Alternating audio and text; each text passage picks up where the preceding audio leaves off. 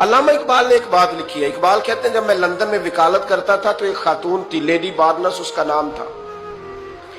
چھوٹے موٹے مقدمات لے کے وہ میرے پاس آتی تھی. بی بی ایک ہوٹل چلایا کرتی تھی. اس کا خامند جو تھا وہ فوج میں ملازم تھا. اقبال نے خود لکھا ہے, اقبال فرماتے ہیں کہ ایک دن وہ خاتون پھر کسی کیس کے سلسلے میں میرے پاس آئی. تو جب وہ آئی تو اس نے نقاب اوڑھا ہوا تھا, برقع کیا ہوا تھا. تو چونکہ اس نے نقاب اوڑھا تھا, مسلمانوں کی نشانی تھی. نقاب اوڑھنا کن کی نشانی ہے؟ اللہ آپ کو خوش رکھے.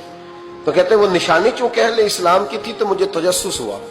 میں نے کہا لیڈی خیریت ہے؟ میم صاحبہ یہ برقع پہنا ہوا ہے. تو کہنے لگی ہنس کے, اقبال مجھے پکا یقین تھا کہ آپ ضرور پوچھیں گے. تو میں نے کہا اچھا تو یہ برقع؟ تو کہنے لگی الحمدللہ میں مسلمان ہو گئی.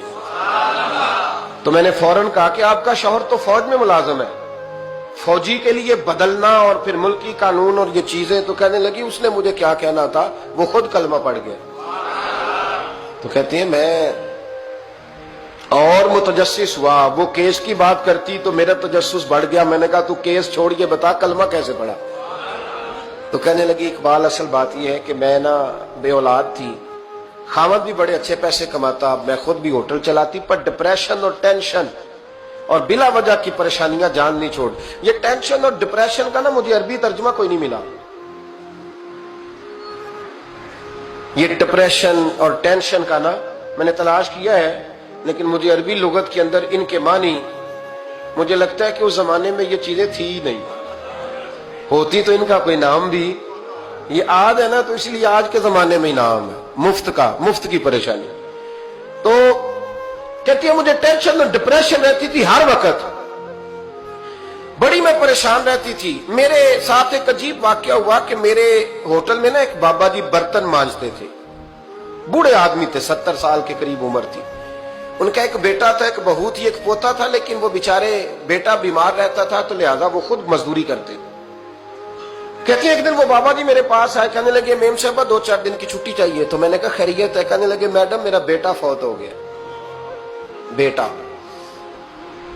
آپ کو پتہ ہے باپ کا جنازہ پڑھنا آسان ہے, بیٹے کا جنازہ اٹھانا بڑا مشکل کام. کہتی ہے میں کچھ لکھ رہی تھی, میرے ہاتھ سے قلم گر گیا. میں نے خود گاڑی بھیجی, بابا جی گاؤں چلے گئے جہاں وہ رہتے تھے. کہتی 2-3 دن کے بعد میں اور میرا شوہر گئے تو رستے میں ہم باتیں کر رہے تھے کہ کیا تعزیت کریں گے. ایک ہی بیٹا تھا, کوئی رشتہ دار بھی نہیں, تو اس کی تو کائنات اجڑ گئی. کن لفظوں سے اسے تعزیت کیا کہیں گے. کہتے جب ہم گئے تو وہ ٹوٹی ہوئی چٹائی پہ بیٹھا تھا, کچھ لوگ قریب تھے. ہم نے جا کے کہا بابا آپ مسلمان ہیں, ہم آپ کو کیا نصیحت کریں, ایک ہی بیٹا تھا, کہ کس طرح کر کے ہم آپ کو تسلی دیں. تو کہتے اس نے آنکھیں کھولی, بوڑھی آنکھوں میں ایمان کی روشنی. کہنے لگا بی بی کیا تعزیت کی بات کرتی ہو, میں نے کوئی پیسے جمع کرا کے بیٹا لیا تھا, خدا نے فضل سے دیا تھا, عدل سے لے گیا ہے. میں اپنے رب کے فیصلوں میں بڑا راضی ہوں, اللہ بڑا کریم ہے, وہ لے گیا, اس کا مال تھا. آپ یقین کریں ہمارے دیہاتی لوگ یہ کہا کرتے تھے, میں نے کانوں سے سنا ہے. ایک بوڑھے آدمی کا ایک دفعہ بیٹا فوت ہو گیا تو کسی نے اس سے کہا بابا چھوٹی عمر میں بچہ چلا گیا تو مجھے لفظ نہیں بھولتے. کہنے لگے پتر اللہ دی فصل ہے, کچی وڈے تامی ہو دی ہے. سنے آپ نے بھی کبھی یہ فکرہ, کچی وڈے تے پکی لے گئے تے تامی ہے جو ہو دی. تو جب اس کا جی چاہا وہ لے گیا. اللہ اکبر. وہ خاتون کہتی ہے کہ وہ بابا جی سے میں نے کہا کہ چلو آپ 1 مہینے کی چھٹی کر لے. تو کہنے لگا نہیں میڈم میں مسلمان ہوں, مفت کی روٹی نہیں کھاتا, مزدوری کر کے کھاتا ہوں, میں انشاءاللہ 2-3 دن کے بعد کام پہ آ جاؤں گا. کہتے ہیں وہ چند دنوں کے بعد آ گیا. اللہ کی قدرت کے ابھی 2-3 ماہ گزرے تھے پھر آیا. میڈم چھٹی چاہیے کچھ دنوں کی. میں نے کہا خیریت ہے؟ کہنے لگے وہ میری بہو بھی ہارٹ اٹیک سے فوت ہو گئی. کہتے اب میں بھی تڑپ گئی اور عیسائی ہو کہ میری آنکھوں میں آنسو آ گئے. میں نے کہا گھر کا دروازہ بند ہو گیا, اب یہ بیچارہ کیا کرے گا. وہ اپنے شوہر کے غم میں ہارٹ اٹیک سے فوت ہو گئی. کہتے ہم پھر 2-3 دن کے بعد تعزیت کے لیے گئے. پھر ٹوٹی ہوئی چٹائی, بوڑھا نہ اپنی انگلیوں سے زمین پر کچھ بنا رہا. کہتی قریب گئی اور میں نے جا کے کہا بابا اب تو تسلی آپ نے خود ہی کرنی ہے, جو نظام تھا وہ تو ہو گیا. تو کہتے ہیں پھر اس نے آنکھیں کھولی, آسمان کی طرف دیکھا تو کہنے لگا بیٹی کوئی پریشانی نہیں, मेरा बेटा बगैर शादी के भी तो फौत हो ही सकता था ना। बस मेरे मालिक ने जब चाहा जैसे चाह हुआ। मैं इंशाल्लाह 2-4 दिन के बाद काम पे आऊंगा। ये मेरा 3-4-5 साल का पोता है, अभी स्कूल दाखिल हुआ है, मैं साथ ले आऊंगा, वहां मेरे साथ ऊपर क्वार्टर में जहां मैं रहता हूं ये भी रहेगा। कहती है मैं सख्ते में आ गई उसकी कैफियत देख के। वो पोते को साथ ले आया। कभी कभी मैं देखती छत पे खड़े होके कि दादा घोड़ा बना हुआ है और पोता सवारी कर रहा है।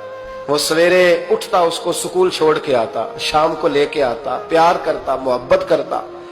तीसरी मंजिल पर हमने क्वार्टर दिया हुआ था, वहां दादा पोता रहते। अल्लाह तू बड़ा बेनियाज है। कहती है इकबाल, एक दिन ना पोता ऊपर वाली मंजिल पे खेल रहा था, उसका पैर फिसला, वो गर्दन के बल जमीन पे गिरा।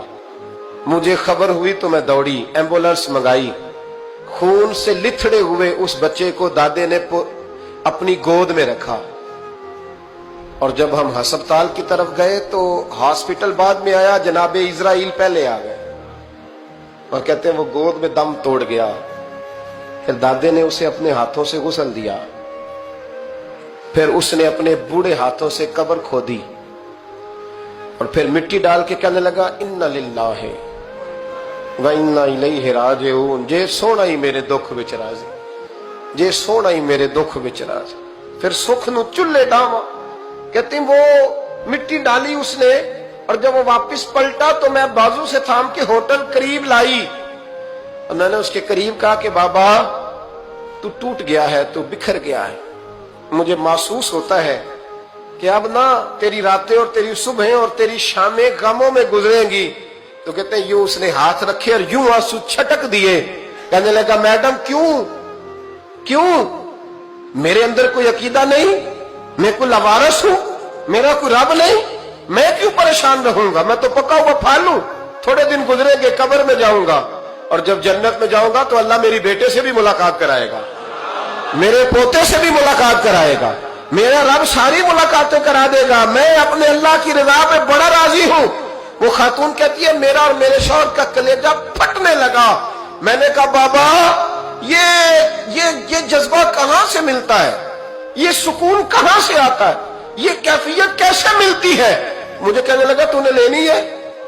मैंने कहा, तो कहने लगा तू भी गुंबद खजरा वाले नबी का कलमा पढ़ जा, तू भी रसूलुल्लाह का कलमा पढ़ जा।